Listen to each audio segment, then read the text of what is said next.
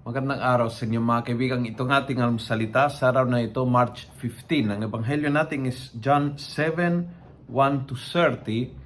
At sabi ni Jesus announced in a loud voice in the temple court where he was teaching, "You say that you know me and know where I come from. I have not come of myself.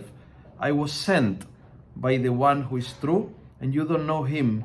I know him, for I come from him, and he sent me." Malinaw kay Jesus na ang kanyang misyon ay galing sa Ama at mayroon siyang misyon. Mayroon siyang pinapagawa ang Diyos sa kanya at yung misyon niya ay hindi galing sa sarili kundi galing sa Ama. And I think yun ay pwede, maaari at sana maging karanasan mo at karanasan ko na mayroon tayong misyon sa ating buhay. Na hindi tayo nabubuhay lang para mag-survive, para kumain 3 times a day, para lang basta survival mood. No. Andito po tayo with a clear mission. Pinadala ng Diyos. Ikaw ay isang pangarap ng Diyos at isang misyon ng Diyos.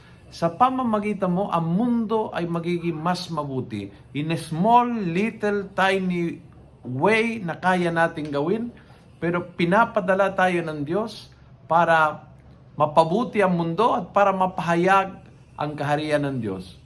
And ang mission natin hindi galing sa gusto ko o hindi ko na gusto o hindi ko na feel. Hindi ho galing sa feelings, sa gusto, galing sa Diyos. Kung malinaw po itong dalawang bagay na ito, na may mission ako at yung aking mission ay galing hindi sa aking kagustuhan, ang aking hilig o ang aking desisyon, kundi galing sa Diyos. Kung malinaw itong dalawang bagay na ito, ang buhay ko hindi mawawala sa sentro, ang buhay ko hindi mawawala sa alap, ang buhay ko hindi mawawala sa direksyon. Kung naramdaman mo na nawawala, ibalik sa tamang sentro at direksyon. May misyon ako at galing ito sa Ama. Kung nagustuhan mo ang video ito, pass it on. Punuin natin ang good news ang social media. Gawin natin viral, araw-araw, ang salita ng Diyos. And God bless.